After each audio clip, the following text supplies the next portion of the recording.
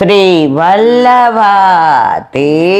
કી જય, ગિરિરાજ ધરણ કી જય, શ્યામ સુંદર શ્રી અમને મહારાણી કી જય, શ્રી ગુસાઈજી પરમ દયાળ કી જય, શ્રી ગોકુલ નાથ કી જય, દાવ દયાળ કી જય, श्री नवनीत प्रिया लाल की जय, अपने माथी विराजता सेव्य स्वरूप की जय, बधाई वैष्णव ने जा जा करीन जय श्री कृष्ण, जय श्री कृष्ण। काले पांचम लौकिक न मर्यादा ने रीते लाभ पांचम। पुष्टि मार्ग में तो गोपाल आए सोही दीनिको, प्रभु घर में पधारे ए दिवसे लाभ ने ए दिवसे शुभ। આપણે પછી બીજું કઈ જોવાનું હોતું જ નથી। પ્રભુ ઘરમાં હોય પછી રોજ લાભ જ છે ને શુભ જ છે। પણ કાલે ઘણાઈને ધંધામાં આ તે મુહૂર્ત ચોઘડિયા પ્રમાણે હવે બધા રૂટીનમાં આવવા મળશે સોમવારથી ને, અને ત્યાં ગોપાષ્ટમી આવશે। પ્રભુ પ્રથમ ગોચારણ ચલે કનાઈ એનું આપણે આગલા દિવસે વિવરણ કરીશું। Time and tide wait for nobody. મોજાને આપણે શું કહેવાય, સાગરની તરંગો કોઈની રાહ નથી જોતી, એ તો એની રીતે ચાલે જ રાખે છે। એક શિષ્ય તો એ ગુરુદેવ પાસે ગયો, એ કે મારે તરતા શીખવું છે। એ કે પેલા નદીમાં શીખ, એ કે ના સીધુંમાં સમુદ્રમાં શીખવું છે। ગુરુદેવ એવું કહ્યું કે શીખવું હોય તો પેલા તું નદીમાં જા, આમ તેમ। ના હું તો પેલા એ કે સારું। ગુરુદેવને ચિંતા થઈ કે સારું તો કીધું, જો ગુરુને શિષ્યની સેવકની ચિંતા પોતાના બાળકો કરતા પણ વધુ હોય, એટલે ઓલો તો સમુદ્ર કિનારે ગયો,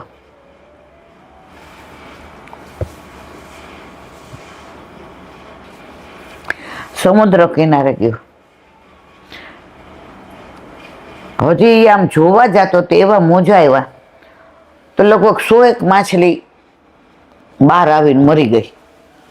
હવે એને આમ તરફડિયા મારતી હતી પણ મરી જવાની અણી ઉપર હતી।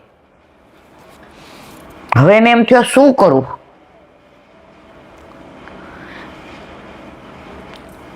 હવે એને એક જ હાથ હતો, એક હાથ આમ હતો, એક જ હાથ। હવે એક હાથમાં તો કેટલી માછલી આવે, એક કે બે જે આવે ને એ લઈને દોડતો નાખે, એટલે ઓલી માછલી પાછી તરફડિયા મારતી હોય ને એકદમ હળવડ હળવડ થઈને રાજી થઈ જાય, પાછી અંદર વહી જાય। પાછો આવ્યો, પાછી 2 માછલી લીધી ને પાછો ગયો। હવે ગુરુદેવ દૂરથી આવતા હતા તો આ બધું જોતા હતા। લગભગ 10 માછલી એને બચાવી। ગુરુદેવ એ તું તરવાનું શીખવા આવ્યો છો ને, આ શું કરસ? એ કે એવું મોજું આવ્યું કે કાંઈ પણ આ કેમિકલ હશે, મને ખબર નથી શું। તો આ માછલીઓ જેટલી બહાર આવીને બધી તડફડિયા મારવા માંડે, તો કે આ હો માછલી તારે હવાર પડી જશે, અને ત્યાં સુધી તો બધી પતી જશે। ત્યાં 8-10 બચાવી, હવે તો જો બધી મરવાના આરે છે, તું તારું કામ કર। ત્યારે શિષ્યએ જવાબ આપ્યો, ગુરુદેવ માફ કરજો, આપણે પહેલી વાર જ મળ્યા, હું આશ્રમમાં પહેલી વાર આવ્યો, પણ 100 માંથી 20 જીવી જાય તો મારું તરવાનું અગત્યનું કે આનું બચાવવાનું અગત્યનું? માનો કે તરવાનું ન શીખો, ન આવડું, અને આ માછલીને ના બચાવો. ગુરુદેવ કે તું શિષ્ય નહીં, તો કે ના, ગુરુ તો ગુરુ જ હોય, પણ તમારી પરીક્ષા કરતા હતા. ગુરુદેવ કે સાવ સાચી વાત. જીવનમાં તમારે સારા કાર્યો, સદકાર્યો એ કરવા મળતા હોય ને, તો રૂટીન લાઈફમાં તમારે થોડું આગું પાછું કરવું. ઘણા એમ કે પુષ્ટિ માર્ગમાં તો આઘારીઓ નડતા નહીં, નામ ને તેમ ને, પણ ગુસાઈજીનું પ્રગટ પ્રમાણ છે. ગુસાઈજી ગોકુળથી ને જતીપુરા જતા હતા. અડધી આવ્યા તે કુંજરી. કુંજરી એટલે તમે સમજી ગયા, જેનું નામ આપણે ના દઈશું. એ બિચારી ગરીબ, એટલે ઘરેથી ગરમીમાં બીજું કાંઈ હતું નહીં ઘરમાં, એટલે આદુ ને રોટલી. હવે રોટલી કેવી? ઘી વિનાની રોટલી ને આદુ ખાઈને નીકળી હતી, બીજું હતું ને.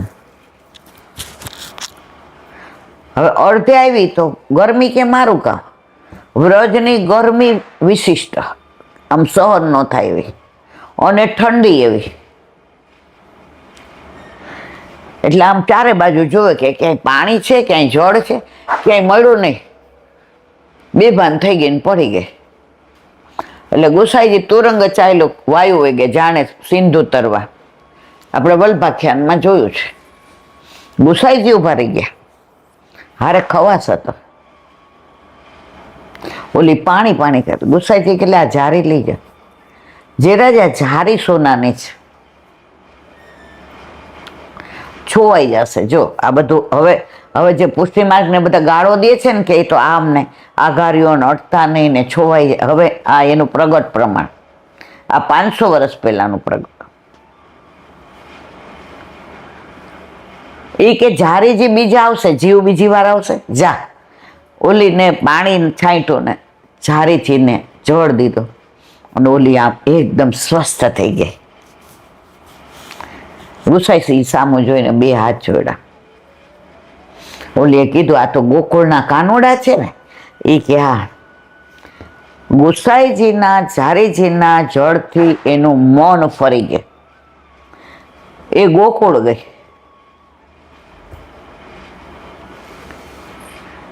હવે ત્યાં થોડી જગ્યા, એમાં રોજ એની પાસે થોડી મૂડી હતી. મૂડી એટલે કેટલી? 8 આના રૂપિયો, 5 રૂપિયા. પણ એ જમાના મહિનો હાલે એટલામાં એણે મનમાં વિચાર કર્યો કે આવા ગુરુદેવે મારો જીવ બચાવ્યો. હું છું કુંજરી.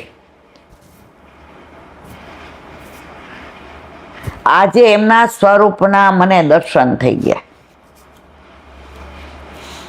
હવે હું શું કરું તો મારો બેડો પાર થઈ જાય? હવે એણે મનમાં વિચાર કર્યો કે મારી પાસે 2-5 રૂપિયાની મૂડી છે, એટલે એ જમાનામાં બહુ કહેવાય. મનમાં એક આઈડિયા કર્યો, પણ બહાર વ્યક્ત ન કર્યો. મોટી માર્કેટમાંથી બધી ટોકરી લઈ આવે. ટોકરી એટલે શાક,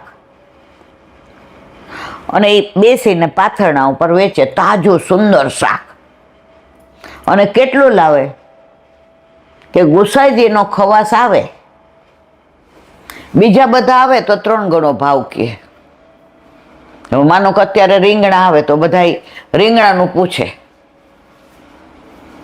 તો 20 ના 250 અત્યારે. ત્યારના તો 1 પૈસાના 5 કિલો આવતા હતા.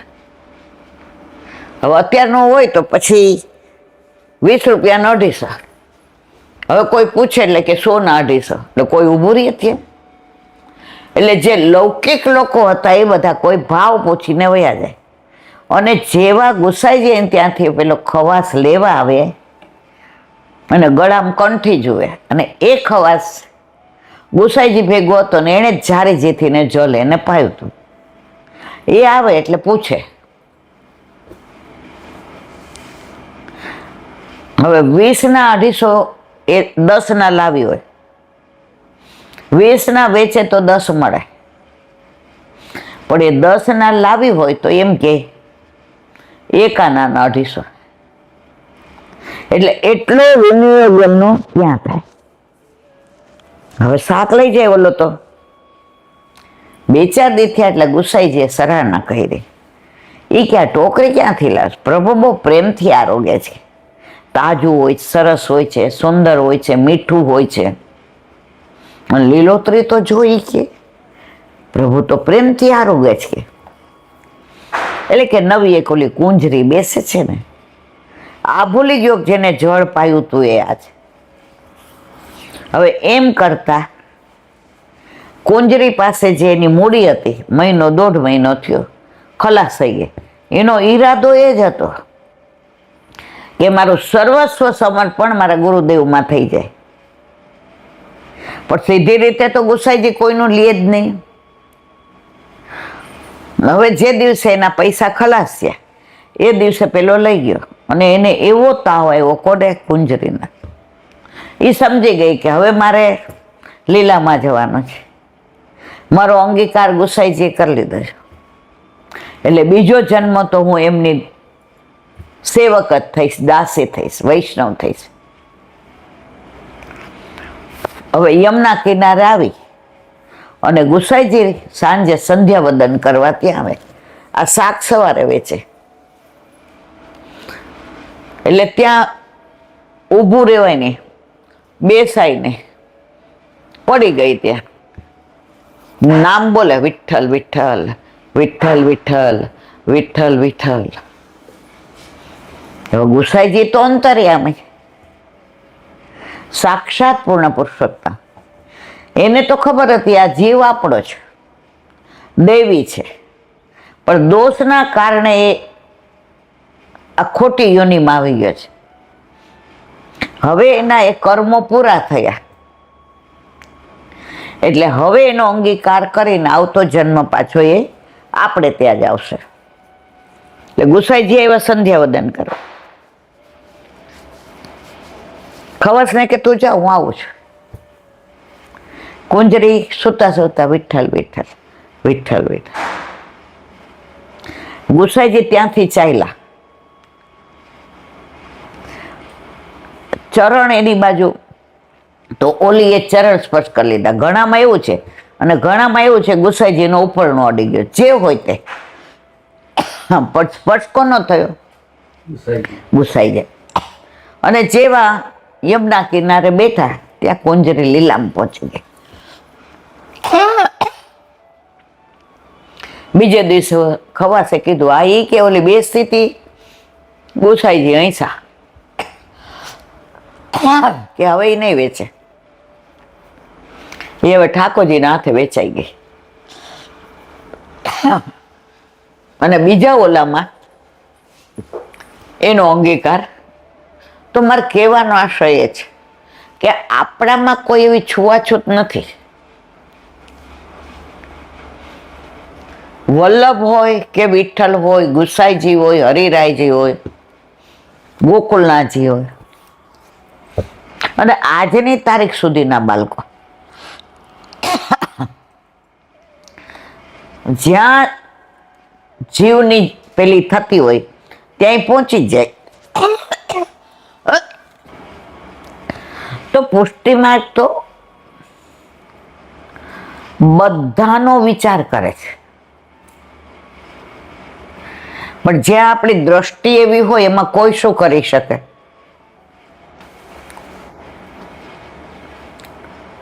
હા, જો ઠાકોરજીને એક સરસ લીલા યાદ આવી. મરચું હોય ને આપણે ઠાકોરજીને ના ધરાવીએ, લીલું મરચું. હવે રોજ ઠાકોરજી ખેલતા હોય બહાર, અને જેવા નંદ બાવાને યશોદાજી કહે ને ભોજન કી તૈયારી હો ગઈ હૈ, આવો.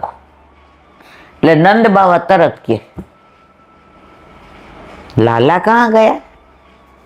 ઠાકોરજી આટલા વર્ષે એ એવું માનતા હતા, ઠાકોરજી પ્રભુએ મને આટલા વર્ષે આ દીકરો આપ્યો. ઠાકોરજી મનમાં હશે કે જેને આપ્યો છે એ જ હું છું, હું જ તમારે ત્યાં દીકરો બનીને આવ્યો છું. એટલે ખેલતા હોય એટલે યશોદામાં બૂમ પાડે, કોને?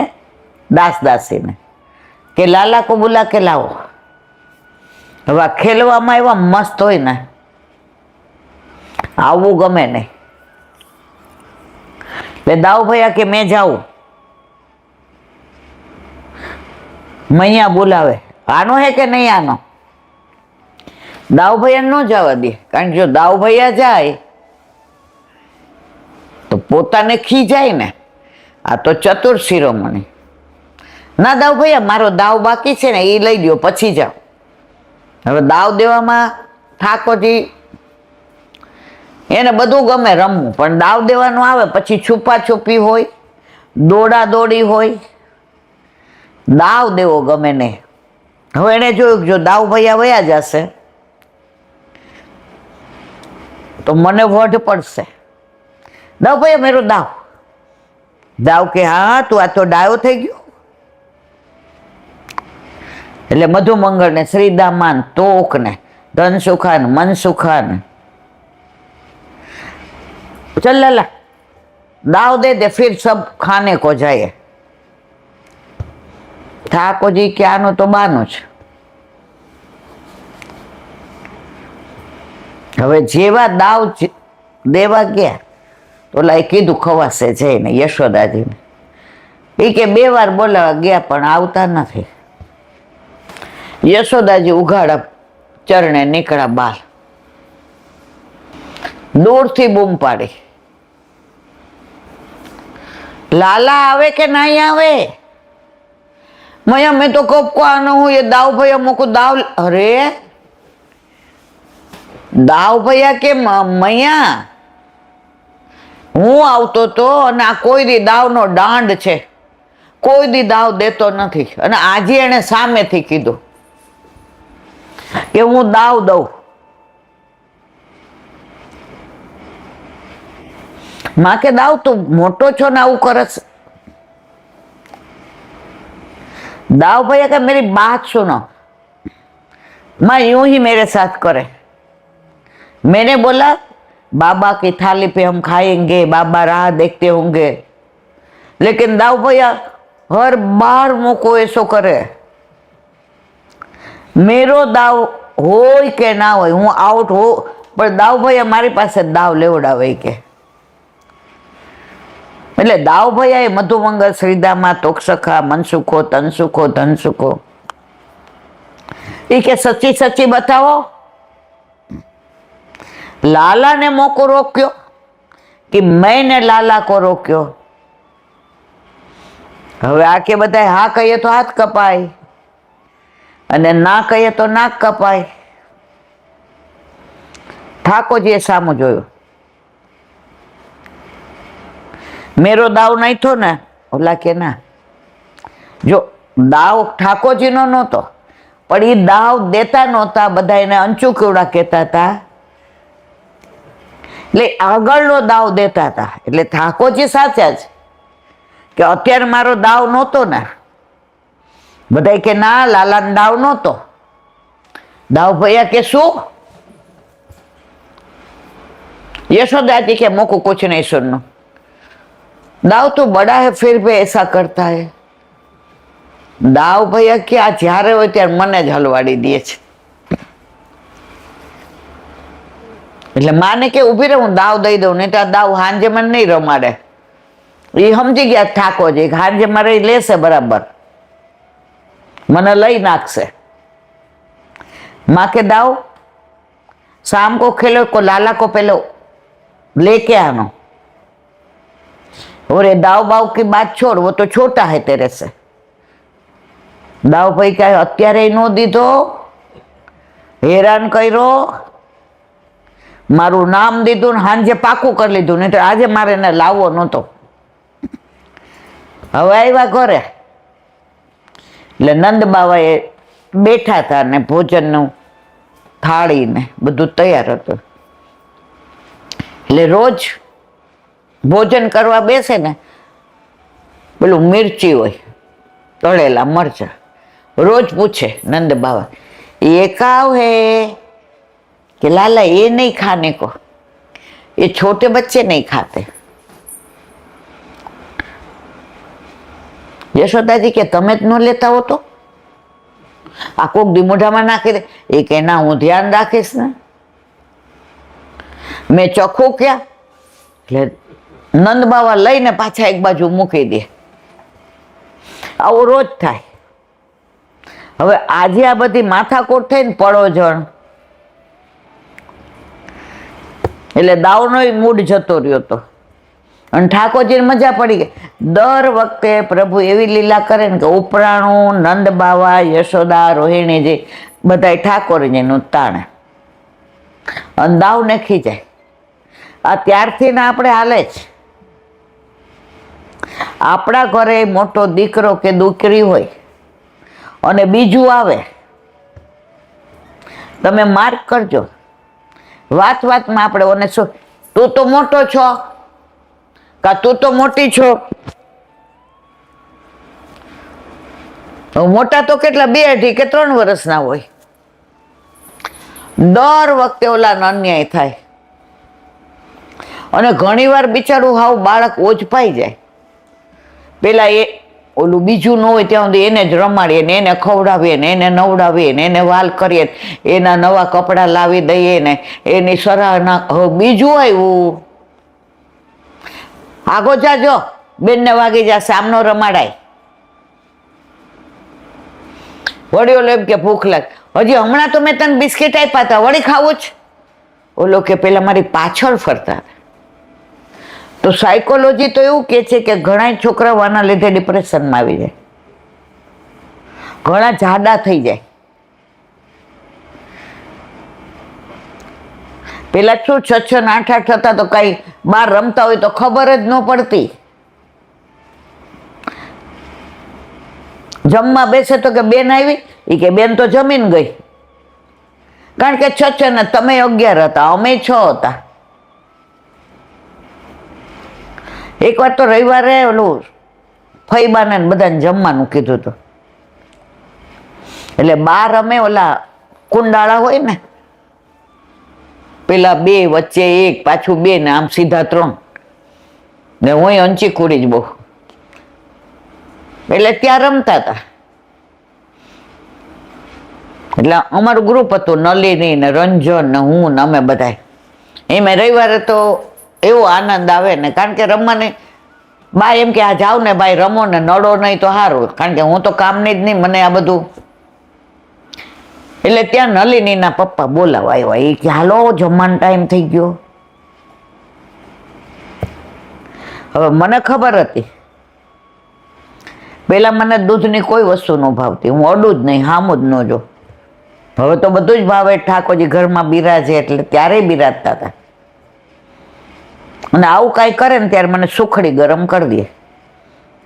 એટલે રમવા જતી હતી એટલે બાએ મને બોલાવીને કીધું, હવે તો હરેશ ખાતા શીખવાનું છે, આજે હું સુખડી નહીં કરું, બધાની હારે જમવું પડશે, દૂધ લેવું પડશે. દૂધ પાક બનાવ્યો હતો. આપણા મનમાં ઠાની લીધું, નથી ખાવું તો નથી જ ખાવું. એટલે એના પપ્પા આવ્યા, એ કે હાલો જમવા. એટલે પેલા તો પ્રેમ એવો હતો, હાલ બટા તુંય બેબી. ઓલી રંજનને કીધું એટલે રંજન કે ના જાઓ, અમારા ઘરે તો દાળ ઢોકળી. મેં મારે નથી ખાવું. એટલે મેં કીધું કાકા તમારા ઘરે શું છે? મને કે પૂરણપોળી. મેં કીધું હાલો હું આવું જ. મને કે હાલ તો. નલિની પેલા હું ગઈ ને હાથ મોઢું ધોઈને આપણે તો બેસી ગયા જમવા. અહીંયા બધા રાહ જોયું, કાકા કે હજી બેબી નું આવી, બેબી નું આવી. આપણે જમીન હાથ ધોઈને દોડતા કૂદકો મારીને ચંપલ ન્યા રહેવા દીધા, ચંપલ પહેરીને જલ્દી દોડાઈને. કાકા ક્યાંય બધા રાહ જોવે છે બટા. મેં તો દૂધ પાક હતો એટલે મારે નહોતું ખાવું. એ કે આણે હુખડી બનાવી હશે તારી માએ. મેં તો ના પાડી હતી. એટલા બધામાં કે આ બેબીની હુખડી નથી બનાવી. એ કે એને કે એને કાંઈ ખાતા નથી શીખવાડું. મેં કીધું હું તો ન લઈને ત્યાં જમીને આવી પૂરણપોળી. એટલે પેલા 6-8 હતા ને, કોણ શું કરે છે કોઈને ખબર જ નહોતી. એટલે અહીંયા ઠાકોરજીએ કીધું આ શું છે, મરચું નો ડાય, શું થાય? એટલે ઠાકોરજી પાછા એમ કે હવે દાવ તો પોતાની જુદી થાળીમાં બેઠા હતા અને ઠાકોરજી નંદ બાવાની હારે યશોદાજી પીરસતા હતા. રોહિણીજી ઉભા ઉભા વીંજણો ઢોળતા હતા ઠાકોરજીને દાવને ગરમીનું થાય એટલે. હવે ઠાકોરજી વાતે ચડાવ્યા. એનું 15-20 દીથા મરચામાં ધ્યાન હતું. કોનું? ઠાકોરજીનું. હવે આ તો મીઠડા એવા વાતોય ચડાવ્યા. बाबा आज तो दाव और मैंने इतना बड़ा खेल किया. ये के क्या किया? એટલે કે છુપા છુપી રમતા હતા. તો સૌથી પહેલા દાવનો એ કે દાવ આવ્યો. નહીં દાવ ભૈયા, દાવ કે હા જાઓ પછી ખબર પાડું. અત્યારે મને કેવો તે માં આગળ મને વઢ ખવડાવી. એટલે દાવ ભૈયા જમ અરોગતા હા એ કે દાવ ભૈયા આમ આંખ કરીને જોતા હતા. મેં જોયું તો, પણ આપણો ભાઈ રહ્યો ને એટલે આપણે બોલ્યા ને. દાવ કે રો આ તો કેવી વાર્તા બનાવે છે, હાવ ખોટાડો. હવે બધા વાતમાં વડોટાણા. એ ઠાકોરજીએ જોયું કે હવે બધાય મજાથી ને એકબીજાની યારે વાતમાં એવા મસ્ત રસ લઈએ. ઓલું મરચું હતું મોઢામાં આમ બટકું કરીને, અને જે તીખું લાગ્યું. હા, આંખમાં પાણી આવી ગયું ને તમે જુઓ તો મોઢાની અંદર આમ ચારે બાજુ બધા ફૂંક મારવા માંડ્યા ને. કોઈ ખાંડ લઈ આવ્યા ને, કોઈ માખણ લઈ આવ્યા ને, કોઈ ગોળ લઈ આવ્યું ને. બધાય ખીજાણા કોને? યશોદાજીને. થાળીમાં મૂક્યું કેમ?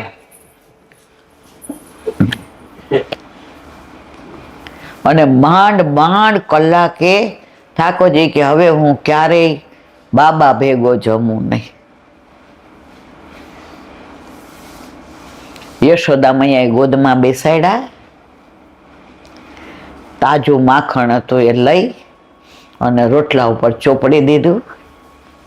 એની ઉપર બોરું પધરાવ્યું, એના ઉપર ઇલાયચી પધરાવી અને ગોદમાં બેઠા બેઠા માખણ ને રોટલો ને.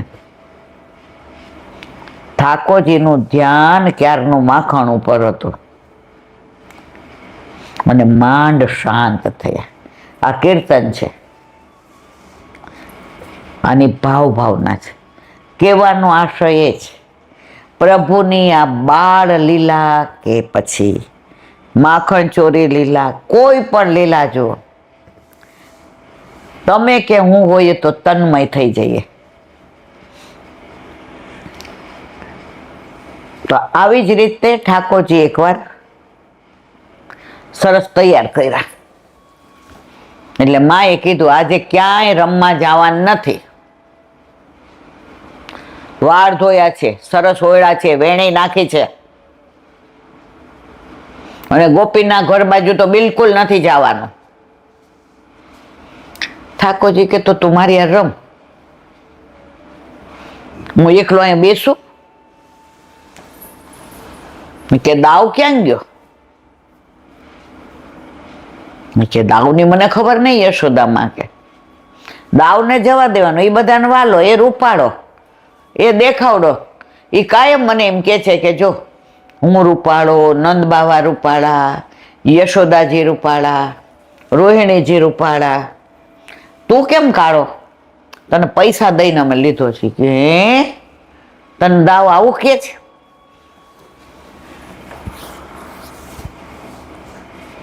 યશોદાજી કે દાવ રમવા ગયો છે, મને જવા દે. હવે જારંધ્ર હતું ને, આવી બારી એમાં જાળી હોય. પેલા જમાનામાં મચ્છરો ન આવે, બિલાડીઓ ન આવે, તો આવી જાળી હતી. જાળીમાંથી ગોપી બોલાવે, આવી જા. હવે જાવું કેવી રીતે? માએ તો બરાબર લીધા હતા કે રોજ તૈયાર કરું ને તું ગંદો થઈને અહીંયા જ બેસ. હવે ગોપી ત્યાંથી બોલાવે, રોહિણીજી ક્યાં ગયા વિના રહેવાનું નથી ને યશોદા આને જવા દેવાની નથી. ત્યાં રાધાજી આવ્યા. માં કે ઓ બેટિયા, આવ આવ આવ આવ, આ તો ઇતની સુંદર લગે, નજર ન લાગે એમ કરીને માએ તો ઓવારણા લીધા. કેમ અત્યારે આવી? એ કે માં હું વાત કરું તમને. ઠાકોરજી કે હવે બરાબર, ભલે ન જવા દીધા, ગયો હોત તો મારો નાનો મેળ ના પડત. એ ક્યાં બે બંસી છે ને, આ યમુના કિનારે આખા ગામને બેડા ચડાવે છે. માં કે કોઈનું માનતો જ નથી, શું કરું કે? બે ફરિયાદ વાળા ભેગા થયા. એટલે ત્યાં આની બંસી મને રસ્તામાં મળી. હું આવતી હતી તો આ બંસી જો એટલે હું સમજી ગઈ કે આ કાનાની જ છે. એટલે ઘરે જવાના બદલે માં કે આ તું બહુ ડાય છો દીકરી, તો એના કરતાં 2-3 વર્ષ મોટી છો ને એટલે બહુ સમજુ છો, અને દીકરીઓ તો સમજ્યું જ હોય. એ કે લાવ લાવ બંસી, આજે મારે એને દેવી જ નથી. એ કે જો એને તૈયાર કર્યો છે, આજે એને મારે જવાય નથી દેવો ને બંસી નથી દેવી. ઠાકોરજી કે રાધાજી આવ્યા જ બોલાવવા ને મીઠું મીઠું બોલે છે, અને એને ખબર છે કે હું ગમે એ બાનું કાઢીને જઈશ. એટલે રાધાજી જેવા બંસી દેવા ગયા ને એટલે ઠાકોરજી વચ્ચે જ લઈ લીધું. માં કે બંસી લાવ મારી પાસે. એ કે માં તા કા રમવા જવા દે ને કા બંસી લે. માં કે રમાય નથી જવા દેવું ને બંસી નથી દેવી. ઠાકોરજી કે મને જોવા તો દે, મારી છે કે બીજા કોઈની જ, કારણ કે મારી તો તે કેવી સરસ કરાવી દીધી છે. માં કહા એ વાત હાજી. માં ભોળા, ઠાકોરજી લીધી. એ કે માં બંસી તો મારી છે, પણ તને એક વાત કરું. એ કે હાથમાં તે પોંચી પહેરાવી હતી ને, એ બંસી ની હારે પોંચી પડી ગઈ છે. માં કે હે? રાધાજી કે ત્યાં હતી કે પહોંચી? રાધાજી કે એ મને નથી ખબર, એ મેં નથી જોયું. તો કા બંસી ક્યાંથી મળી? રાધાજી કે હું આવતી હતી અને ઓલા કદમના વૃક્ષ નહીં ઘણા બધા, ત્યાં વચ્ચે બંસી પડી હતી યમુના કિનારે. માં કે રાધા જાની ભેગી, આ બંસીની આજુબાજુ ક્યાંક આને એક તો બંસી વિના હાલે નહીં. આ પહોંચી ખોઈને આવ્યો, બોલ. રાધાજી કે ના હું એને કહી દઉં ત્યાં જશે. રાધાજીને મજા આવી થોડું હેરાન કરવાનું. એ કે લઈ આવશે કાનો. ઠાકોરજી કે એમ? હ. ઠાકોરજી કે એક કામ કરો, જ્યાં બંસી પડી હતી ને ત્યાં જાઓ. રાધાજીને કે ત્યાં જ મારી પહોંચી પડી હશે, હું નથી આવતો. અરે રાધાજી કે આ તો ઊંધો દાવ કર્યો આપણી યારે. રાધાજી કે એમ હું એકલી ન જાઉં. યશોદામાં કે સાંભળ કાના, જગ્યા રાધાએ જોઈ છે, જ્યાંથી બંસી મળી. હવે તું વેણું વગાડતો અને પહોંચી ખુલી ગઈ પેલી ને પડી ગઈ હોય તો તું ભેગો જા. રાધાજી કે હવે બરાબર છે બધું. બે ગયા. ઠાકોરજી બહાર નીકળ્યા ને બધા દેખાતા બંધ થયા એટલે ખિસ્સામાં પહોંચી કાઢી. એ કે જો આ રહી કે તમે બંસીનું બાનું, બંસી મારી ક્યાં છે? ના, બંસી તો તમે એમ ને, મારી બંસી તો જો અહીંયા જ પેટમાં ખોસેલી. તમે બંસીને બાને આવ્યા અને હું પહોંચીને બાને તમારી પાસે આવ્યો. એ તો પ્રેમ કી બાત હે ઉધો. તો આ બધી લીલાઓ, કીર્તન હોય કે વાર્તાઓ હોય, આ બધી લીલાઓનું વર્ણન જો આપણે અત્યારે ગુણાનુવાદ ના કર્યું તો તમને ને મને ઠાકોરજી ઉપર ભાવની વૃદ્ધિ થાય ખરી? ના થાય. આ ભાવ વધે છે એનું કારણ આ બધી લીલાઓ છે. પ્રભુને ખબર હતી કે કળિયુગમાં, કોમ્પ્યુટર યુગમાં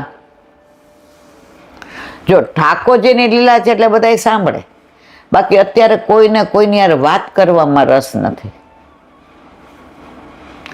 4 દી પહેલા હિંચકે બેઠી હતી, મેં કીધું તો એક બેન, આમ તમે જોયા હોય તો એવા જ ઓલા દિવાળી એટલે તૈયાર ને દાગીના ને, હવે એની ગાડી અહીંયા ખૂણે હશે એટલે એના વરે મોબાઈલમાં કીધું, એ કે ગાડી અહીં વાળું છું ને તો આપણે એ બાજુ જવાનું, તું આવી જા. એટલે એવું હશે એવું હું માનું. તો ઓલા બેન તો આમ એવા તૈયાર, હું તો એની સામું જોતી, મને મસ્ત સાડી દાગીના, આ તો બ્યુટી પાર્લરમાં તૈયાર થયા છે.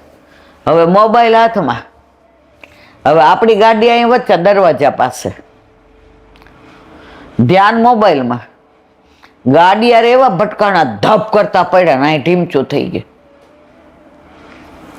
આ મોબાઈલે તો એવા દીધા છે. અને પછી જો તમને બાસુંદી બહુ ભાવતી હોય ને તો પેલો વાડકો તમે પૂરી ન ખાઓ, એમ ના, બીજા વાડકામાં તમે એક એક ઘૂંટડો પીઓ, ત્રીજો આવે ને આપણે એ હવે નહીં, મને ઉલટી થશો, અરે તમને તો બહુ ભાવે. ના, મારથી નહીં ખવાય, આપણું મોઢું બગડી જાય. કેમ? બહુ ભાવતી હતી ને. આ મોબાઈલનું એવું થશે બધાને અત્યારે, પછી એવા એકલા પડશે ને કે ડિપ્રેશનથી આખી દુનિયા ખદબદશે.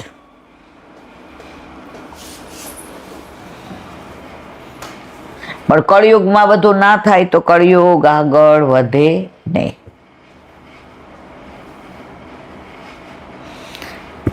એક પોસ્ટમેન હતો, હમણાંની જ વાત છે, 30-40 વર્ષ પહેલાની. પેલા પોસ્ટ ઓફિસની કિંમત હતી, કારણ કે રજીસ્ટ્રેશન હોય, પૈસા મૂકવા હોય કે પોસ્ટકાર્ડ લેવા હોય કે મોકલવું હોય, બધું ત્યાં જ થાય. હવે એક પાર્સલ આવ્યું ફોરેનનું, એડ્રેસ થોડું 19-20 હતું, એટલે બધા એકબીજાને પૂછે કે આ તારા ઓલામાં જ, તારા ઓલામાં જ, તારા ઓલામાં જ. હવે એક દાંડ હતો ને મારી જેવો, એને કીધું કે મારામાં છે. એના પેટમાં પાપ હતો કે ફોરેનનું છે ને, કંઈક જઈએ ને એટલે 5-25 રૂપિયા દઈએ એ જમાનામાં. ને બધા કે તારે ત્યાં ન હોય તો લઈ આવજે, આપણે બીજા કોકને પૂછી જોશું. ઓલો લઈને ગયો, એનામાં એને ક્યાં ખબર જ હતી, એનામાં જ્યાં જાય ત્યાં પૂછા આવ્યું, એ કે ના.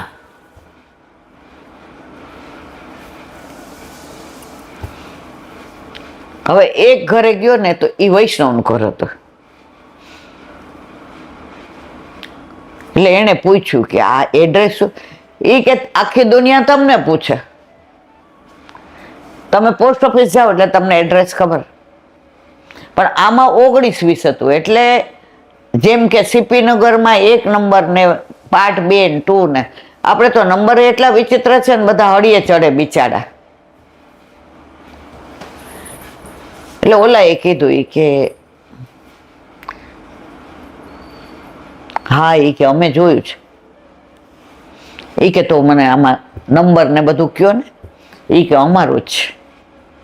બોલો રાજી થઈ ગયો. એટલે ઓલા વૈષ્ણવ એને કીધું કે ભાઈ અમે બધા પ્રસાદ લઈ છીએ, તમે લઈ લો, બાર થાળી પીરસીને આપો. ઓલાને બધું એવું ખાવાવાળા છે, આપણે નામ ન દેવાય. એટલે એને આ લોકોને ખબર નહીં કે આનું શું છે. હતો તો હિન્દુ જ,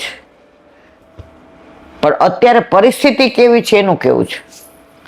ઓલાએ કીધું કે ભાઈ આપણે બાપુજી ખબર છે એવું જ કરતા, બપોરે કોઈ આવે એટલે કાં જમાડવાનું કે જમીને આવ્યો તો છાશ તો પીવડાવવાની છે, અને શિયાળો હોય તો ચા બનાવી દેવાની. ઓલાએ કીધું હવે આને એમ થયું કે આ પાર્સલ લઈ આવ્યો, આટલા સારા માણસો, એ કે થાળી આપે ને એટલે જરાક ખાઈને બહાર ફેંકી દઈશ. ને આ લોકોએ એને શું આપ્યું હતું? પ્રસાદ. હવે થાળી દીધી તો અંદર પૂરી ને શાક ને પાપડ ને બધું જેટલું પોતે ખાતા તેટલું. હવે વૈષ્ણવના ઘરે લસણ ડુંગળી ના હોય. હવે વિચાર કર્યો બધા આપણે જેમ કે અંદર ખાતા હોય બહાર શું કરે આપણને ખબર ન પડે, એટલે આણે છે ને કે ચાખુય નથી, આખી થાળી વાર નાખીને ધોઈને આપીને મૂકી દઉં બહાર ચોકડીમાં, જેમ આપણે બહાર ચોકડી છે એમાં એને જોયું કે પેડાય છે. વૈષ્ણવના ઘરે બધું હાથે બનાવેલું હોય, બહારનું તો ધરાઈ દે. આ સાચી બની ગયેલી હકીકત. એટલે ઓલા એક પેડો મોઢા મૂક્યો, એ કે આ બજારના વેચાતા પેડા નથી. બે હતા, બીજો ખાધો. પછી કે મોઢું ગળું થઈ ગયું ને પાપડ ખાવ. વૈષ્ણવના ઘરે તો બધું ધરાવેલું હોય એટલે હાથ આખી થાળી સફાચટ કરી અને બહાર ધોઈને મૂકી. પછી ઓલાએ કીધું ભર્યું પાર્સલ આવ્યું છે ના, એ જમાનામાં 40-50 વર્ષ પહેલા કે 10 રૂપિયા લઈ જાવ. એ કે ના ના પેટ ભરીને જમ્યો ને હવે મારે કાંઈ જોયું. એ કે ના એવું ન હોય, હરખથી લઈ જા. પછી 2-4 દી થાય ને તો આનું કાંઈ હોય નહીં તોય આવે. એ કે પાણી આપજો ને, એટલે આ લોકો એમ થાય કે ભાઈ પાણીના તો માણસ પરબ બંધાવે. બીજા કોઈના ઘરે કાંઈ માગે જ ને પીએ જ નહીં, જે બધું ખાતો પીતો હતો આ લોકો એને જળ આપે. 2-3 મહિના થયા એટલે જે ઓફિસમાં એનો કંટો હતો, ગમે એનું બધું ટૂંકમાં મારે કહેવાય ને એવું બધું શાંત થઈ ગયો. 2-3 મહિના થયા એટલે અહીંયા ઓલા લોકોએ કીધું, એ કે જમવું છે? એ કે હા. એટલે કે આજે તો ખીચડી ને શાક જે હોય એ આપો ને. પછી ખાઈને ઓલા લોકોને કીધું, એ કે મારે તમને એક વાત કરવી છે. કે શું? એ કે આમાં તમે અફીણ નાખો છો? અફીણ કાંઈ નશો નાખો છો કે? ઓલા લોકો કે શું જ કયો છો તમે? એ કે આવો સ્વાદ મને આટલું, હું બહારનું ખાઉં છું, ખાવાનું ખાઉં છું ને, પણ અહીંયા મારે આવો ને તો મારી સાયકલ અહીં અટકી જાય કે મને ખાવાનું પૂછે ને તો આટલું દે તો સારું. એટલે દાદી હતા ને એ બહાર આવ્યા મોટી ઉંમરના. એ કે ભાઈ પ્રભુનો પ્રસાદ હોય ને એટલે એવો જ સરસ લાગે. એટલે આને બધા વાત કરતા કે શીરો તમે એમને ખાવ ને સત્યનારાયણનો ખાવ, એ બેમાં ફેર પડે. એટલે આના મગજમાં એ વસ્તુ હતી. એ કે તમારા ઘરે કયા ભગવાન? એ કે અમારા ઘર કાનોડો. એ કે ગોકળનો કાનોડો? એ કે હા. એ કે ઓલો ગાયો વાળો? હા. એ કે હા.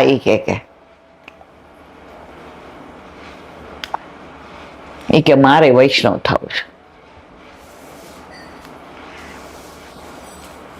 પૂછ્યું કેવી રીતે શું?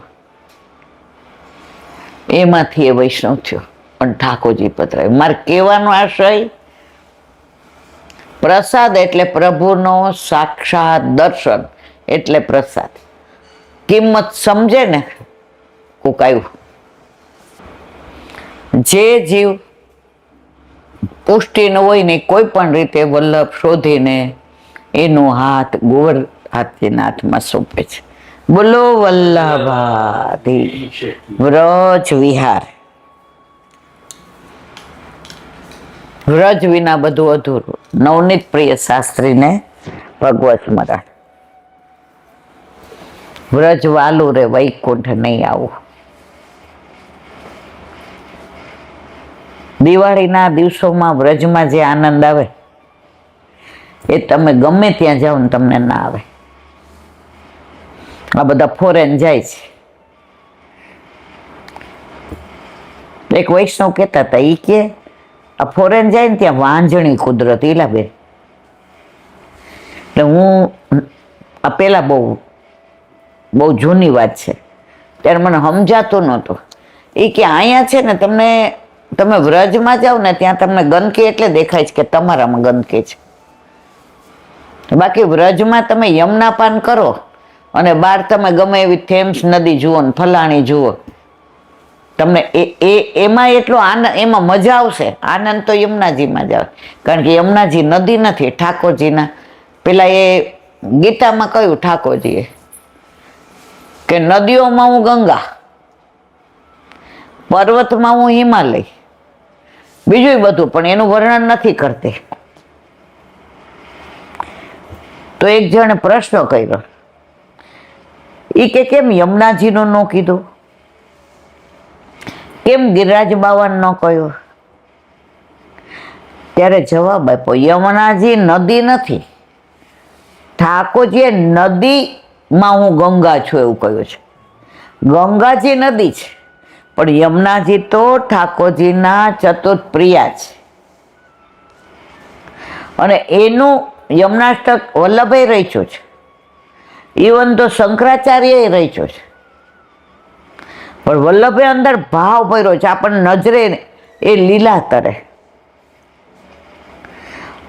અને હિમાલય એ પર્વત છે, ગિરિરાજી પર્વત નથી, એ હરિદાસવર્ય છે. એ ભગવાને છે ને ભક્તે છે. જેવી રીતે હનુમાનજીના જુદા મંદિરો હોય, અને રામ લક્ષ્મણ હોય ત્યાં, રામ લક્ષ્મણ સીતા હોય ત્યાં હનુમાનજી હોય, એના વિના અધૂરું છે.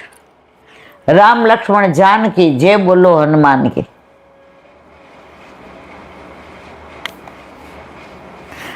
આજે જ મેં આ પ્રસંગ સાંભળ્યો જેન મોઢેથી ને, એ કે અન્નનો કેવો પ્રભાવ પડે, જેમાં આપણે આ પોસ્ટમેનની એવું જ આ વાત છે મહાભારતની. લાંબી વાત છે, મેં સાંભળી, પણ ટૂંકમાં કુરુક્ષેત્રનું યુદ્ધ ચાલુ થયું, પણ આ બાજુ એકે પાંડવ મરે જ નહીં, અને કૌરવોનો કચ્ચર ઘાણ બોલે. એટલે બધાને ભીષ્મ ઉપર ડાઉટ ગયો કે આ તો આપણા માટે લડે છે કે સામેવાળા માટે લડે છે. એટલે મામા શકુનીને દુર્યોધને કહ્યું, એ કે આનો કાંઈક રસ્તો કરવો પડશે, નહીંતર આ ભીષ્મ પિતામાં તો આ પાંચેય અખંડ રહેશે ને અમે તો બધા પતી જશું. મામા શકુની કે જો અન્ન ઉપર કોઈની કુદ્રષ્ટિ પડે ને, ખરાબ વિચાર હોય, ખરાબ લક્ષણ હોય, ખરાબ ખાતો હોય, ખરાબ રીતે જોતો હોય, બીજાનું ખરાબ કરતો હોય, એની કુદ્રષ્ટિ પડે ને તો ભીષ્મની બુદ્ધિ ફરે. પણ પેલાના જમાનામાં એવું હતું, ભજને એકલા કરાય ને ભોજને એકલા કરાય. જે કે પેલા આપણે એમ કહેતા હતા, એકલા જમો નહીં તો નજર પડે. એટલે જે આ શાસ્ત્ર ન જાણતા હોય એને આવી રીતે કે એક નજર પડે, પણ કોઈ પણની નજર પડે કેવી હોય આપણને ખબર ન હોય. આપણે અત્યારે હોટલમાં જમવા જઈએ, કોણે બનાવ્યું છે, કેવો છે, એના વિચાર કેવા છે, એ શું ખાય છે, એ બધાનો પ્રભાવ એ રસોઈ બનાવતો એના ઉપર પડે છે. એટલે દુર્યોધન કે તો કરવું શું? ભીષ્મ પિતામહ તો કોઈને એ ભોજન લેતા હોય તો આવવા જ નથી દેતા. બધું સ્ટ્રિક્ટલી પ્રોહિબિટેડ છે. અને એવો ગોતવા ક્યાં જાવો? શકુની કે તું જ છો ને, તારા વિચારો ખરાબ, તારે બધાને લઈ લેવું છે, અને તને ભીષ્મ પિતામહ નહીં રોકે, તું જઈને દ્રષ્ટિ નાખ્યો. દુર્યોધન કે વાત તો સાચી છે. મહાભારતનો પ્રસંગ. ભીષ્મ પિતામહ ભોજન કરતા હતા. હવે દુર્યોધન આવે તો કાંઈ છોકરાઓને ના પાડે? આપણે જમતા હોય ને આકાશ આવે તો આપણે ના પાડીએ? દુર્યોધને જઈને દ્રષ્ટિ કરી. ભીષ્મ પિતામાં બહાર આવીને કે કાલે કા એક પાંડવ ઓછો થશે ને કા હું ઓછો થઈશ. જો વિચાર ફર્યા. એટલે જેવા તમારા વિચારો, આચારો, ખાવાનું, પીવાનું, એવી સામે અસર થાય ને થાય જ. મહારાજ રસોઈ કરતા હોય ને તો એને પૂછે કેટલી ભાખરી બનાવું, એટલે ઓલા જ્યાં કરતા હોય એમ કે 12, એટલે 12નો જ લોટ બાંધે. હવે તે દિવસે મહારાજ મોડા આવ્યા હોય, માએ શાક બનાવી લીધું હોય અને જમવા બેસે, છોકરાઓ શાક માગે તો બધાય રોજ બબે જ ખાતા હોય, પણ મમ્મીએ શાક એટલું જ સરસ બનાવ્યું હોય કે 3-4 ભાખરી એટલે બીજી વાર લોટ બાંધ. તો મહારાજ ઘડી ઘડી પૂછે, હવે જોશે? હવે જોશે? મહારાજને એના પગારમાં રસ છે અને માને એના ભાવમાં રસ છે. માં બીજી વાર લોટ બાંધી લે ને તોય ખબર ન પડે. અમે નાના હતા ને અમને શાક ભાવે હોય ને તો બાની થાળીમાં હોય, લેવા જાતી હોય. મને પહેલાથી અમુક જ શાક ભાવે. લગ્ન થયા સુધી મને એકલી ચોળી અને બટેકા 2 શાક સિવાય આપણે કોઈ દી ચાખ્યું જ. એટલે ચોળીને શાક હોય તો એ જોવે કે આ બેબીને પાછું શાક ભાતે ભાવશે. એ લેવા જાતી હોય, એ બેબી શાક આપો થોડુંક, બેટા મારથી જ નહીં ખવાય. હવે ત્યારે આપણને સમજણ નહોતી પડતી એટલે આપણે કહીએ આપી દો. એકચ્યુઅલી એ અથાણા હારે રોટલી ખાય, પણ પોતાના છોકરાને ભાવે છે ને એટલે કોળિયો પોતાનો એ ખવડાવી દે. આ માં. તો ભીષ્મ પિતામહની બુદ્ધિ ભ્રષ્ટ થઈ ગઈ. એટલે જ આપણામાં કે છે કે અન્ન એવો ઓડકાર અને પાણી એવી વાણી. વલ્લભ એટલે તો કયું છે ભાઈ કે, પણ આપણે બધા નિભાવી નથી શકતા. પેલા આટલી હોટેલ નહોતી ને આય નહોતું. જેમ જેમ બહાર ખાવાનું થતું જાય છે, ઓલું એક વાંચ્યું હતું એ કે પેલા દૂધ ઘરે મળતા હતા અને દારૂ અત્યારે એ કે દૂધ ઘરે ઘરે લઈને ઓલો ફરે છે અને દારૂ એક જગ્યાએ મળે તો એ બધા દારૂવાળાને ત્યાં જાય, દૂધ લેવા ન જાય. પણ વડીલો એવું કે કળિયુગ તો જ આગળ વધે જો આ બધું થાય. આજે હું આ ભાગવત સાંભળતી હતી દ્વારકેશ બાબા અમરેલી વાળાનું, એમાં કૃષ્ણશંકર શાસ્ત્રી સોલાવાળા, એણે સંસ્કૃતમાં એક સરસ ઢોળ બનાવ્યું છે. તમે સાંભળો ને તમારા રોમાંચ ખડા થઈ જાય. અને ગાવાવાળાનો અવાજ હતો 7 વર્ષ પહેલાનું મેં સાંભળ્યું,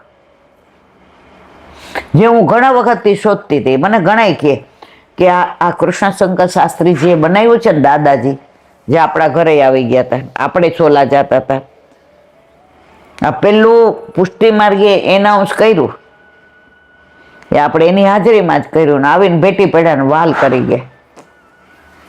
આપણે પ્રભાત ફેરી નીકળી હતી નારણપુરા શોભાયાત્રા, અને જે ભાઈ એનાઉન્સ કરવાના હતા એ બીમાર પડ્યા. એટલે બધાએ કીધું આમને કહો. મેં ભાઈ મને તો એકે પુષ્ટિ માર્ગીય શબ્દો બોલતા ન આવડ્યો, આપણે એ બધું જે કે બધું હું શીખવાડી દઉં. અને શરૂઆત ત્યાંથી કરી.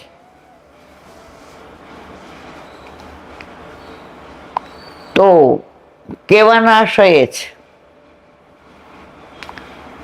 કે દાદાજીએ જે સંસ્કૃતમાં એક કવિતા લખી છે,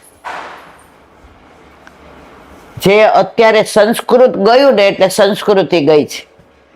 સંસ્કૃત દેવભાષા સૌથી સહેલી છે, પણ મને ને તમને કોઈને આવડે છે? આપણે ભણતા ને ત્યારે ગોખી જતા રામ રામે તીન રામ, બસ. કારણ કે એમાં સ્કોરિંગ માર્ક આવતા હતા. અત્યારે બધું પડે ત્યારે સઘળું પડે છે. આપણે ભણતા ને ત્યારે આ કહેવત આવતી હતી. અત્યારે ચારેય બાજુ મોબાઈલ ને ટીવી ને જોવાનું ના જોવાનું ખાવાનું ના. અત્યારે સંબંધો ક્યાંય નથી રહ્યા. દિવાળીમાં બેસતા વર્ષે તો કેવું બધાને ઘરે જઈએ, બધા આપણા ઘરે આવે અને લાલ સહીથી લખેલા પોસ્ટકાર્ડો આવે. નૂતન વર્ષાભિનંદન. કોઈ સાલ મુબારક નહોતા બોલતા, કોઈ હેપી ન્યુ યર નહોતા બોલતા. 12 મહિનામાં નવા કપડાં એક જન્મ દિવસ હોય ત્યારે આવે અને દિવાળીમાં આવે. 12 મહિનામાં કોઈ દી આવા લગ્નમાં ફટાકડા બટાકડા નહોતા, રસ્તામાં નાચવા ગાવાનું નહોતું. દિવાળી હોય ત્યારે જ આવે અને જાત જાતની મીઠાઈઓ ઘરે ત્યારે જ બને, અન્નકૂટ હોય ત્યારે. અત્યારે સિઝન વિનાના ફ્રૂટ કાર્બોરેટથી પકવેલા, એટલે ફ્રૂટ જે તમને જેને કહેવાય ને આપણે શું કરે, સંતૃપ્ત કરે. ફ્રૂટ ખાવ એના ફાયદા થવાના બદલે ગેરફાયદા વધુ થાય છે. વચ્ચે જામફળ આવતા હતા, આપણે લાવ્યા, કોઈએ ખાધું? લાલ આમ જોઈ મેં, હા મોઢા મૂક્યું હાવ મોડું. સિઝન વિનાની વસ્તુ ખોટી. એમ સમયે જો અત્યારે બધું, અત્યારે નવા કપડા ઊભા ઊભા તરત, ફટાકડા તમે લગ્નમાં જોઈએ એટલા ફોડે.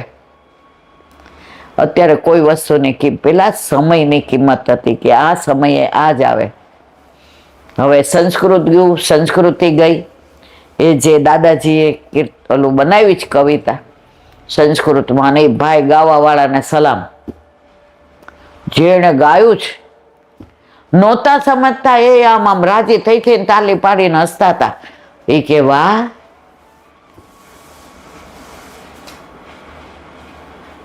તો ભાગવતની અંદર આ બધું જ્યારે સમજાવે છે ને ત્યારે એમ થાય કે વલ્લભે જે કીધું છે બીજા કોઈ આચાર્યએ નથી કહ્યું. બોલો વલ્લભાતી. વ્રજ વિહાર.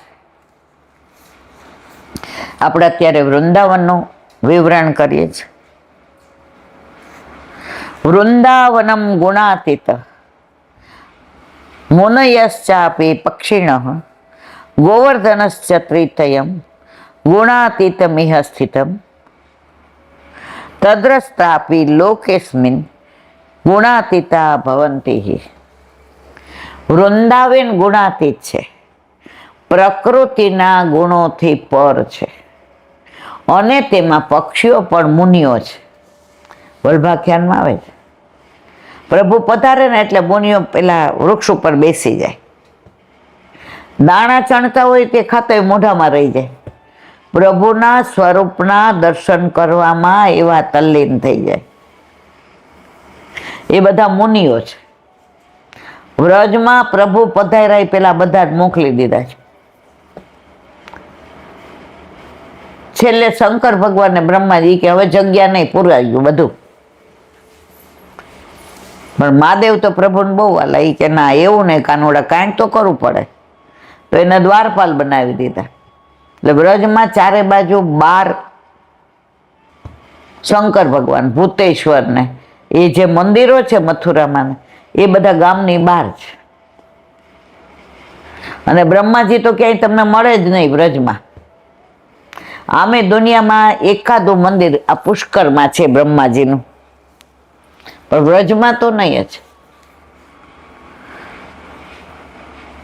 પક્ષીઓ પણ મુનિઓ છે, તે પણ ગુણાતીત. અને ગોવર્ધન પર્વત, ત્રણેય ગુણાતીત અહીં રહેલા છે. આ લીલા સૃષ્ટિ રૂપલોકમાં વૃંદાવન પક્ષીરૂપ મુનિઓ કે ગોવર્ધનમાં રથ હોય છે, તે ચોક્કસપણે ગુણાતીત થાય છે. તેનું વર્ણન કરનાર, તેમાં આસક્ત, તેનું સેવન કરનાર ગુણાતીત. એટલે જેને ગુણ અપરંપાર, સારસ્વત કલ્પની લીલાનું વૃંદાવન ચંદ્ર સરોવર ગણાય. જો આવ્યું, આ અત્યારનું વૃંદાવન છે ને ભૌતિક છે, એટલે આપણા બેઠકજી સિવાય પુષ્ટિ માર્ગનું કાંઈ નથી વૃંદાવનનું. પણ છતાંય બધા આખો દિવસ વૃંદાવન જાય, નિધિવન ને, સેવા કુંજ ને, બાંકે બિહારી ને, રાધા રમણ ને, રાધા વલ્લભ, અને સાંજે બધાને રસ એમાં હોય, એલો પ્રેમ મંદિર. પ્રેમ મંદિર ને, હા, કૃપાલુજી મહારાજને. અને એમાં રોશની એટલી ને એમાં ફાઉન્ટેન એટલા. જ્યાં ભૌતિક બધું હોય એ ભૌતિક વૃંદાવન. તમે ચંદ્ર સરોવર જુઓ, રાસસ્તરી, કામવન જુઓ. કામવનમાં અમે વર્ષો પહેલા ગયા ને તો ત્યાં કે અહીંયા ગેડી દડા લીલા, એટલે મેં કીધું અહીંયા ક્યાં છે?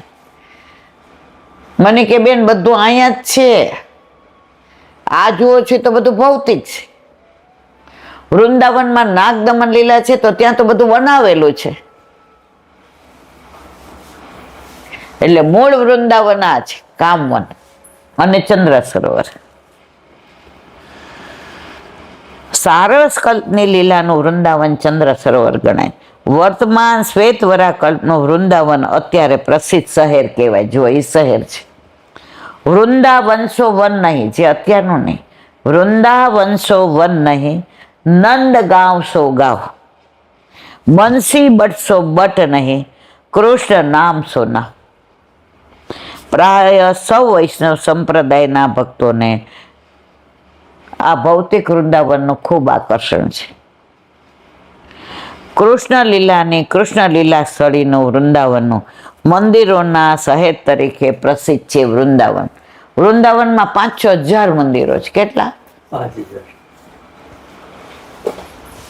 અત્યારે તો બહુ, આમ 50 વર્ષ પહેલા આટલું નહોતું. અત્યારે તો ચારે બાજુ પથ્થરોના પેલા જંગલ થઈ ગયા. વૃંદાવન એટલે વૃંદા એટલે તુલસી, જ્યાં તુલસીજી ચારે બાજુ હોય. અત્યારે તો બધું ભૌતિક જ થઈ ગયું છે. બધે અત્યારે એવું જ થવા માંડ્યું. જો કળિયુગ ત્યારે જ આવે કે ધીમે ધીમે મૂળ જાતું જાય. આપણે ભણતા ને ત્યારે કાર્બન નીચે રાખતા, કોપી કાઢવી હોય તો. હવે આ ઝેરોક્સ ને આ બધું. પણ જે મૂળ હોય ને એ ઓલું કોપી મજા ન આવે. અત્યારે બધું આ જ છે. મધુરાષ્ટક, વ્રજ રજ. રજની મહિમા તો બ્રહ્મા હોય કે વિષ્ણુ હોય કે મહાદેવ હોય કે 33 કરોડ દેવતા. આ રજ દેવોને પણ દુર્લભ છે. ત્યાં આપણે વારંવાર જઈએ છીએ. 84,252 વૈષ્ણવનું ભાવ રહેશે. પ્રભુની રજ મધુર છે, રેણુ મધુરો. તેના માટે મહાપ્રભુજીના સેવક 84 વૈષ્ણવ વાર્તા પૈકી 15મી માવનના ક્ષત્રાણી જેવો લીલામાં સ્વામીજીની અંતરંગણી સખી છે. ભદ્રા નામ. ભદ્રા એટલે જે સાગરને પોતાનામાં સમાવી શકે. ક્ષત્રાણી એક માવનની કહીએ, શ્રી વલ્લભ સ્વરૂપ અનુરાગી રે. ભદ્રા સખી છે નામ લીલાનું, સ્વામીની સખી બળભાગી રે. ફેરા ફરતા પતિ મર્યો, દીધો સંસારને ત્યાગી રે. શ્રી વલ્લભનું શરણું ગયું, પૂરવ તણી પ્રીત જાગી રે. આ માવનની ક્ષત્રાણી નાનપણમાં વિધવા થઈ, પણ શરણું કોનું મળી ગયું? વલ્લભનું. જેને વલ્લભનું શરણ, વલ્લભ થકી પડે સર, વલ્લભને શરણે જઈએ રહીએ આનંદમાં. બસ કુમકુમ ચરણાબિંદ છાપી પધરાવ્યા, સેવા કરવા લાગી રે. સ્વામીની ભાવથી સેવે વલ્લભને, પ્રેમ રસમાં પાગી રે. સ્વરૂપચાર પ્રાપ્ત થયે છે, કૃપા થઈ વણ માગી રે. નવનીત પ્રિયને ગોકુલચંદ્રમાજી, લાડ લેસ લલિત ત્રિભંગી રે. શ્રી વલ્લભ ચરણ અનુરાગી છે, ભક્તજન તેને લેહ જેને લાગી રે. લાલ કહે તેના ગુણના ગાંધી, મોહ મમતા જાય ભાગી રે. આ વાર્તા આપણે બધા જાણીએ છીએ.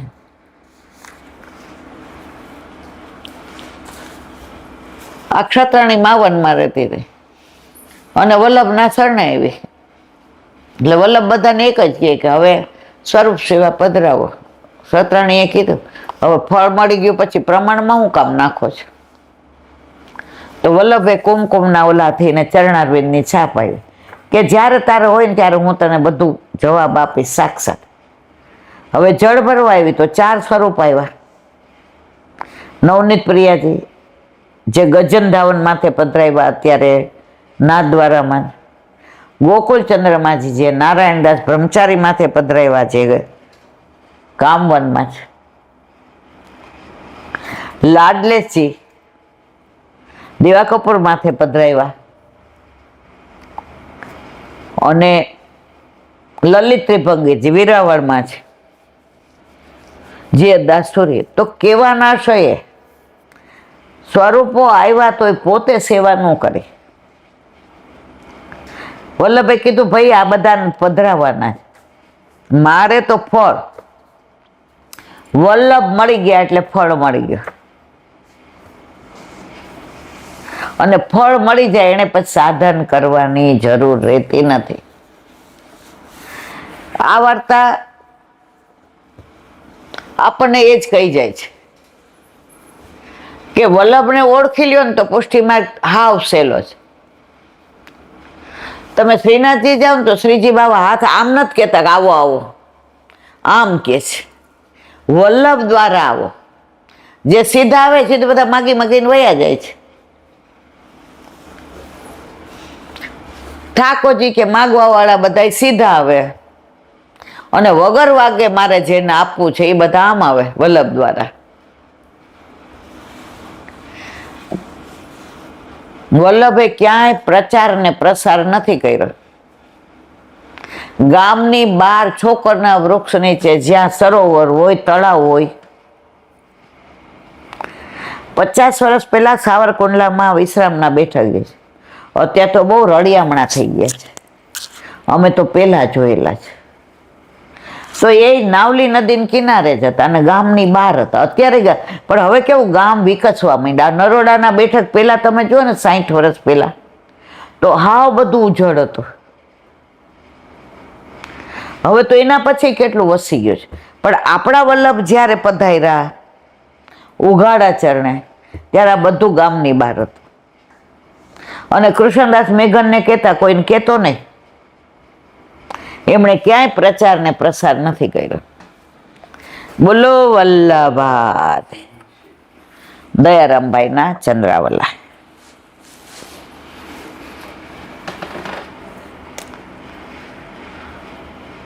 પ્રાણી માત્ર ઉપર દયા રાખવી, મનને પ્રભુ પરાયણ બનાવો, લૌકિકની તુચ્છ વાસનાઓનો ત્યાગ કરવો. આમ કરતા મનમાં ભગવત સ્મરણ ચાલુ રહેશે અને ભગવાનની લગ્ની રહેશે. અત્રે કહ્યું છે કે આ જ વિનંતી છે કે જેણે ભગવાનના ચરણ કમળમાં અનુરાગ કર્યો તે જ સુહાગી છે ને તે જ બળભાગી. આપણે છે ને બધા વાયરા ન રહીએ, હાયરા રહીએ. ભાગવત સાંભળીએ, સુબોધિનીજી વાંચીએ, 84-252 વાંચીએ, 16 ગ્રંથ, શિક્ષાપત્ર એ વાંચીને પછી નાખી દઈ. બધું વાંચી નાખ્યું ઈલાબેન. મેં તો રાખ્યું હોત તો. અને કોઈ આપણને કે ને આ બધી માયા છે ત્યાર ન સમજાય. પછી જેવા છોકરાઓ પરણે ને પછી ઘરમાં જે ઠાકોરજી સિવાય કોઈ આપણું નહીં પહેલેથી સમજી ગયા હોત તો. અહીંયા એ જ કે છે પ્રભુને પ્રેમ કરે સૌથી બળભાગે. જો આ બધા પ્રેમો છે ને આ જન્મ પૂરતા. આ દીકરો આજ પેલા જનક રાજાને ત્યાં યજ્ઞ વલકાવ્યા એ બધું જાણે, 7 કેટલાય જન્મ. એટલે જનક રાજાએ કીધું ના મારો એ કે આગલો જન્મ, એ કે રેવા દો ને, ના જાણો એ જ સારું છે. એ કે ના મને કહો. કેટલું સમજાવ્યા જનક રાજા, ના કહો. એ કે સાંભળી નહીં શકો, એ કે તોય કહો. એ કે તમારી બાજુમાં કોણ બેઠા છે? કે મારા ધર્મપત્ની, ગયા જન્મમાં તમારી માતા હતા. એ કે નથી સાંભળવું, હવે કાંઈ નથી સાંભળવું. તો આ બધા જે આપણા સંબંધો છે ને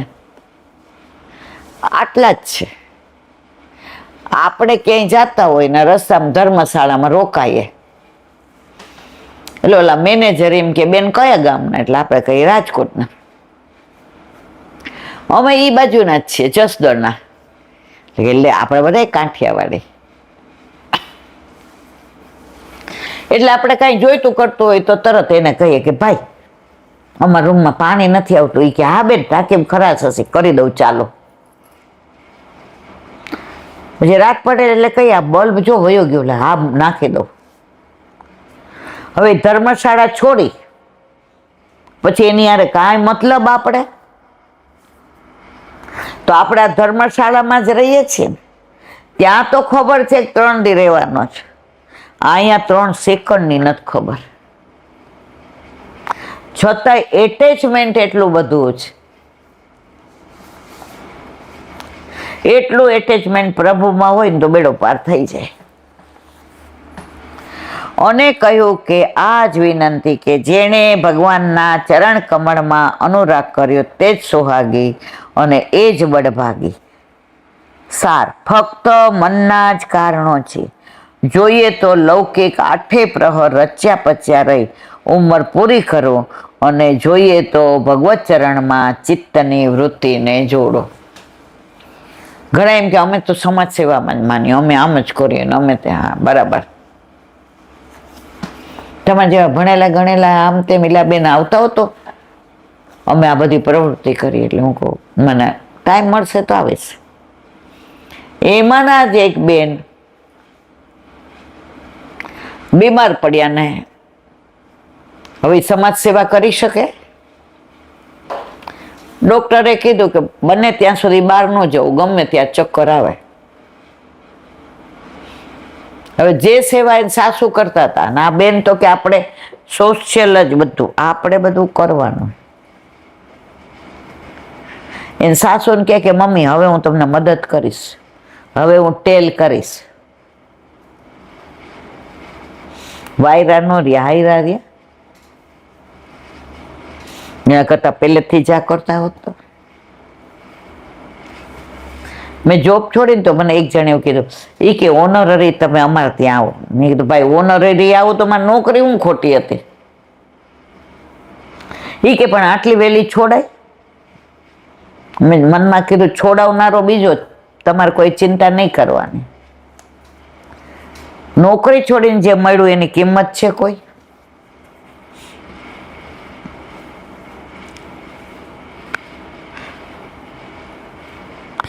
ફક્ત મનના જ કારણો. જોઈએ તો લૌકિક 8 પ્રહર લૌકિકમાં રૈચા પૈચા રહ્યો ને ઉંમર પૂરી કરો, અને જોઈએ તો ભગવત ચરણમાં ચિત્તની વૃત્તિ જોડો.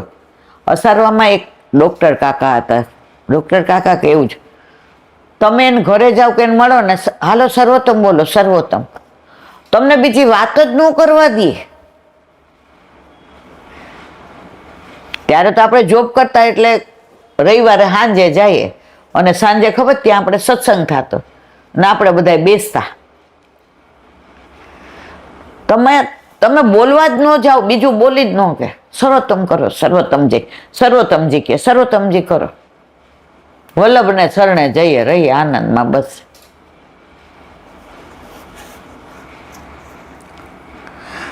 શ્રી હરિરાયજીએ શિક્ષાપત્રમાં જણાવ્યો છે કેવળ ઉદર પોષણ અર્થે જન્મ પૂરો કરવો તે પુષ્ટિજીવો માટે ઉચિત નથી. કાગડા કોતરાય ખાઈને બાળકો પેદા કરે છે. આપણને 84 લાખ યોની પછી મનુષ્ય જન્મ મળ્યો, એમાં આપણને વૈષ્ણવ બનાવ્યા. હવે તોય આપણે ઓલા કાગડા કૂતરાની જેમ જીવીએ તો નકામના. ઠાકોરજી કે આને દેવા જેવો જ નહોતો.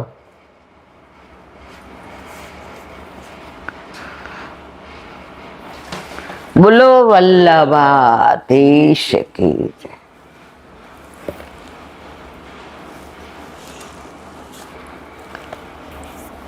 શ્રી વલ્લભાધીશ કી. સુબોધિનીજીનું પાન વલ્લભ કરાવે તો થાય, આને સ્પર્શ કરવો આપણા બસની વાત નથી. અત્યારે આપણે સમાધિ ભાષા વ્યાસનું વિવરણ કરી રહી છે. એમાં પ્રશ્નોત્તરી અને એનો જવાબ. અહીં શંકા થાય કે જે પદાર્થો લોકમાં અનુભવા રહ્યા છે એ જ પદાર્થોનું વર્ણન સમાધિ ભાષા કરે છે, અન્યનું નહીં. દાખલા તરીકે જો વ્રજનું આવ્યું, જે વ્રજ ભૂમિમાં આપણે વ્રજ યાત્રા કરીએ અને ગિરિરાજજીને દૂધ ચડાવીએ, દર્શન કરીએ, તેનું જ વર્ણન સમાધિ ભાષામાં ભાગવત કરે છે. આ બધું સ્પષ્ટ આંખોથી દેખાય છે, અનુભવાય. તો પ્રત્યક્ષ આદિ પ્રમાણનો નિષેધ શા માટે? તો જવાબ આપે છે એ વાત સાચી છે કે આ પદાર્થોનું વર્ણન ભાગવત કરે છે, પણ પદાર્થોને લૌકિક દ્રષ્ટિથી જાણવાનો પ્રયત્ન જીવ કરે તો તેમના સાચા સ્વરૂપનું એને જ્ઞાન ન થાય. આપણે અલૌકિકને લૌકિકથી જોઈએ તો આપણો ભાવ ખંડિત થયા વિના રહી નહીં. એટલે અલૌકિક પ્રમાણ દ્વારા વાસ્તવિક સ્વરૂપનું જો જ્ઞાન થાય તો સાચા સ્વરૂપનો અનુભવ થાય તે સ્વભાવ છે. દાખલા તરીકે જો લૌકિક પ્રમાણો વડે આપણા શ્રી યમુનાજી અને શ્રી ગિરિરાજજીના દર્શન કરીએ તો યમુનાજી એક નદી છે અને ગિરિરાજજી પર્વત, હમણાં જ આપણે વાત કરી એમ જાણે, પણ તેમના આધિ દૈવિક સ્વરૂપનું જ્ઞાન જ ન થાય. તેવું જ્ઞાન તો અલૌકિક શબ્દ પ્રમાણ શ્રી ભાગવતની સમાધિ ભાષા વડે જ પ્રાપ્ત. હમણાં જ આપણે વર્ણન કર્યું કે યમુના જે ચતુર્પ્રિય છે, નદી નથી, પણ લૌકિક રીતે જે જુએ ને નદી દેખાય. ગિરિરાજ બાવા હરિદાસવર્ય છે, પરમ ભક્ત પ્રભુના, પણ લૌકિક રીતે જુઓ તો પર્વત છે. એટલે સમાધિ ભાષાની રીતે જુઓ તો આ સમજાઈ જાય. હા, તે આ રીતે એક જ પદાર્થના બે સ્વરૂપો બતાવવા આવ્યા. તેનું પ્રામાણિક કારણ શું? ઉત્તર, તેનું પ્રામાણિક કારણ એ જ કે જો પ્રત્યક્ષ આદિ પ્રમાણોથી જીવ શ્રી યમુનાજી અને શ્રી ગિરિરાજજીના દર્શન નદી અને પર્વતના રૂપમાં કરે તો તેનાથી તેને ભગવત લીલા અપુનર્જન્મની પ્રાપ્તિ ન થાય. અને જો અલૌકિક શબ્દ પ્રમાણ શ્રીમદ ભાગવત વડે શ્રી યમુનાજી અને શ્રી ગિરિરાજજીના અલૌકિક સ્વરૂપ પ્રિય સંગ રંગ ભરી કલોલે અને ગોવર્ધન કી રહીએ તળેટી ને જીવ ભગવત કૃપાથી જાણે તો તેને સાક્ષાત ભગવત લીલાની પ્રાપ્તિ થાય, એમાં કોઈ સંદેહ નથી. યમુનાજીનું જળ એ પાણી નથી. ભીમને ઠાકોરજીએ કહ્યું તારે નિર્જળા એકાદશી કરવાની. ભીમની તો આવી રહી હાંજ પડી ત્યાં, એ કે હવે આ માર તો પ્રાણ નીકળી જશે. કુંતીજી કે હવે પ્રભુ કાંઈક તો કરો. એ કે તું યમુના જળ પી, એ જળ નથી. અને એને પીધું, તૃપ્ત થઈ ગયા. તો યમુનાજી જળ નથી, યમુનાજી ઠાકોરજીના ચતુર ગોવર્ધન કી રહીએ નિત પ્રતિ મદન ગોપાલ લાલ કે ચરણ કમળ ચિત લઈએ.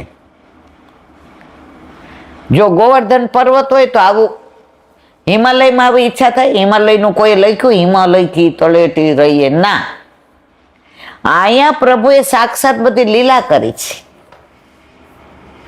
હમણાં જ અનુકૂળ ગયો, શસ્ત્ર ભુજાથી અહીંયા જ પ્રભુ આરોગ્યા છે, અહીંયા ખેલા છે. એટલે તળેટી છે એ જમીન નથી, અલૌકિક છે.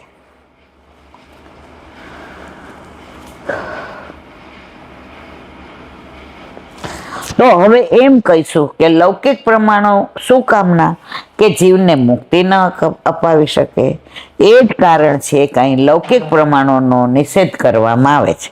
પ્રશ્ન: ઉપરયુક્ત વિવેચનના આધારે વિચાર કરતા શંકા થાય કે આ લૌકિક અને અલૌકિક પદાર્થોના ભેદનો શું માપદંડ છે? એટલે કે લોક સંબંધ ક્યાં સુધી માનવો?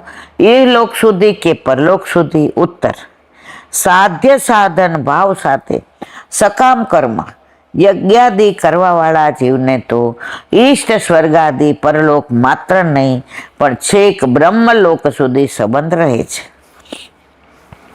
તેને જ અમે લોક સંબંધ અથવા તો લૌકિક કહીશું. યથા યા બ્રહ્મભૂના લોકા પુનરાવર્તિનો અર્જુન, એટલે કે બ્રહ્મલોકથી માંડી બધા જ લોકો પુનરાવર્તી છે. ભગવત પ્રાપ્તિ કરાવવા વાળાની. પરંતુ અહીં શંકા થાય કે ગીતામાં તો કર્મનું ખૂબ જ મહત્વ અને અનિવાર્યતા કહેવામાં આવી છે. કદાપી કર્મ ત્યાગ ન કરવું તેવી સ્વયં ભગવાનની આજ્ઞા છે, તો લૌકિક કહી અવગણના કેમ કરી શકાય? ઉત્તર, તસ્માચ સતતમ કાર્ય કર્મ સમાચર યોગસ્થ કુરુ કર્માણી સંગ ત્યક્તા ધનંજય. ગીતા. આ શ્લોકોમાં ભગવાન સ્પષ્ટ આજ્ઞા કરે છે, કર્મ અવશ્ય કરવું, પણ અનાસક્તિ નિષ્કાન ભાવથી, આસક્તિ અને સકાન ભાવથી કદાપી નહીં. આ રીતે ફલનો ત્યાગ કહેવામાં. આપણે એમ કહીએ કે આટલી સેવા કરીએ તો એ ભગવાન મારી યાર આવું કરે, ઇટ મીન્સ તમારી ભક્તિ સકામ છે. 84,252 વૈષ્ણવ પ્રભુના તત્સુખનો જ વિચાર કરતા હતા, પોતાના સુખનો નહીં.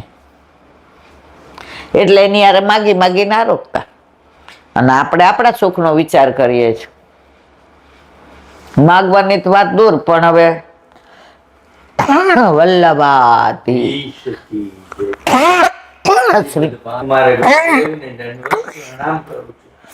चंद्र सरोवर पे सूरदास जी के द्वार पे मेरा दंडवत प्रणाम. सुरभि कुंड पे परमानंद दास जी के द्वार पे मेरा दंडवत प्रणाम. जमुनावता पे शंकरसन कुंड पे कुंभन दास जी के द्वार पे मेरा दंडवत प्रणाम. बिरछू कुंड पे कृष्णदास जी के द्वार पे मेरा दंडवत प्रणाम. कदम खंडी पे गोविंद स्वामी के द्वार पे मेरा दंडवत प्रणाम. अप्सरा कुंड पे चित्त स्वामी के द्वार पे मेरा दंडवत प्रणाम. मानसी गंगा पे नंददास जी के द्वार पे मेरा दंडवत प्रणाम. रुद्र कुंड पे चित्रबुद्ध दास जी के द्वार पे मेरा दंडवत प्रणाम. વ્રજ વિલાસ વ્રજની ગોપિકાઓને મારા દંડવત પ્રણામ. હે વલ્લભ, સવારથી અત્યાર સુધી સેવા, સ્મરણ, સત્સંગ જે પણ તે કરાવ્યું તે તારા ચરણારવિંદમાં સમર્પણ કરું છું. ભૂલ અપરાધ થઈ હોય તો ક્ષમા કરશો. બોલો વલ્લભાધીશ કી જય. હૃદયના ચરણ કેરો ભરોસો, દ્રઢ ચરણ કેરો.